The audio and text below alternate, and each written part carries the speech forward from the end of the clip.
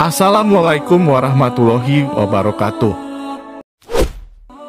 Allah Subhanahu wa Ta'ala mungkin tidak banyak dari kita yang mengetahui perihal tugas dan juga apa yang dikerjakan oleh malaikat. Selama ini kita hanya mengetahui tugas-tugas dari malaikat yang pernah kita dapatkan waktu di sekolah. Contohnya adalah tugas dari malaikat Jibril, yakni sebagai penyampai wahyu. Tugas malaikat Mikail adalah sebagai pemberi rejeki kepada seluruh makhluk hidup di bumi dan lain seterusnya. Selain daripada itu, ternyata ada tugas lain dari malaikat Allah yang mungkin tidak pernah kita sadari, yakni mendoakan manusia, umat muslim, yang mengerjakan kebaikan.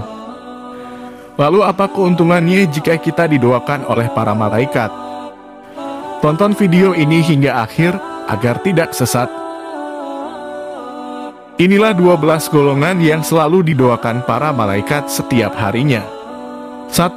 Orang yang tidur dalam keadaan bersuci.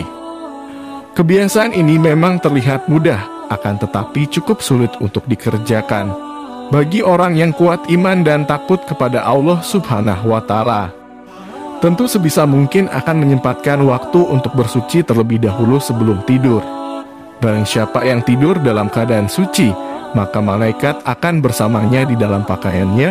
Dia tidak akan bangun hingga malaikat berdoa, "Ya Allah, ampunilah hamba-Mu si Fulan, karena tertidur dalam keadaan suci."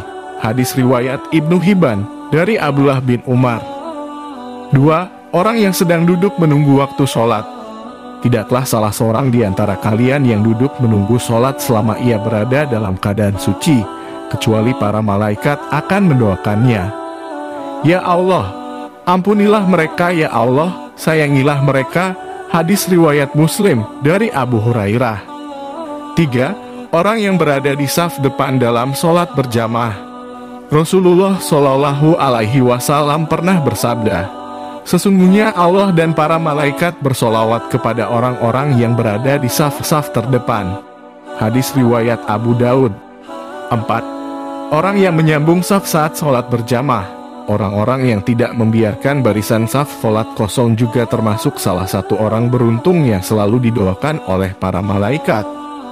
Kata Aisyah radhiyallahu anha bahwa Rasulullah Shallallahu Alaihi Wasallam pernah bersabda, "Sesungguhnya Allah dan para malaikat bersolawat kepada orang yang menyambung saf, dan siapa yang mengisi celah, niscaya Allah akan mengangkat derajat orang tersebut karenanya." Hadis riwayat Ibnu Majah. 5. Mengucapkan amin ketika imam selesai membaca Al-Fatihah. Hal ini pernah dikatakan oleh Abu Hurairah radhiyallahu anhu bahwa Rasulullah Shallallahu Alaihi Wasallam pernah bersabda, "Jika seorang imam membaca Ghairil Maghdubi alaihim waladhdallin, maka ucapkanlah oleh kalian amin. Karena barang siapa ucapannya itu bertepatan dengan ucapan malaikat, maka ia akan diampuni dosanya yang masa lalu." Hadis riwayat Imam Bukhari dari Abu Hurairah. 6. Orang yang duduk di tempat sholatnya setelah selesai sholat. Mungkin ini yang sering kita lupakan saat selesai sholat, yakni langsung berpindah tempat untuk bersandar atau sekedar mencari tempat yang lebih luas.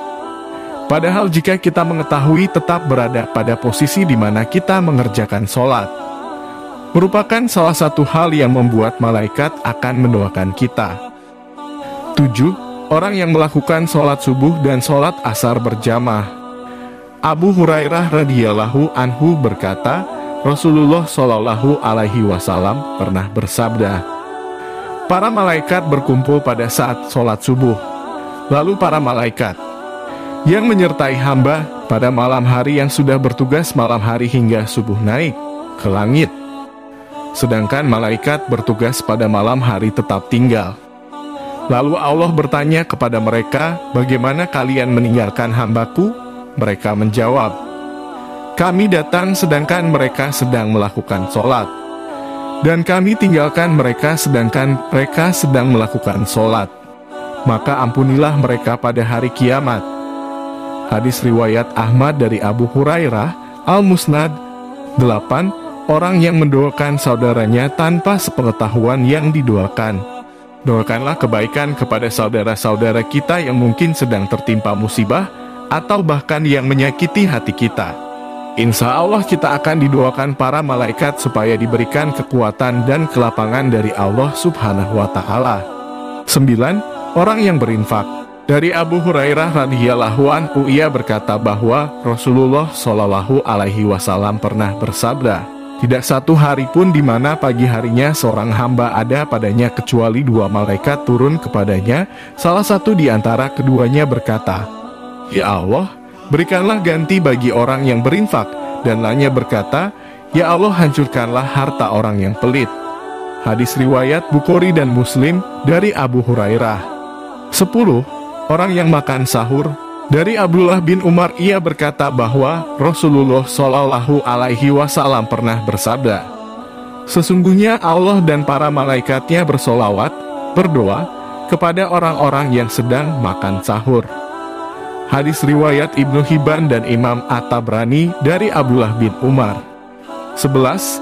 Orang yang menjenguk orang sakit.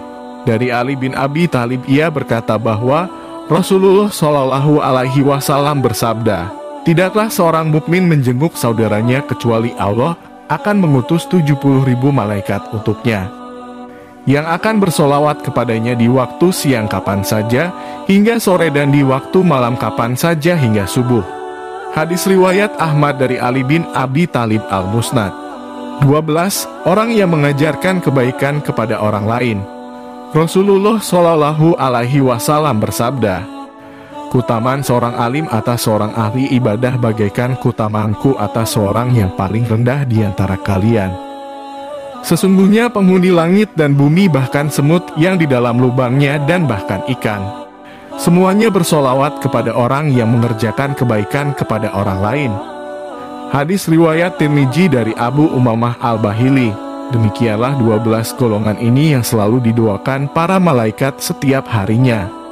Sungguh merugi apabila seseorang tahu atas 12 golongan ini tetapi tidak mengamalkannya.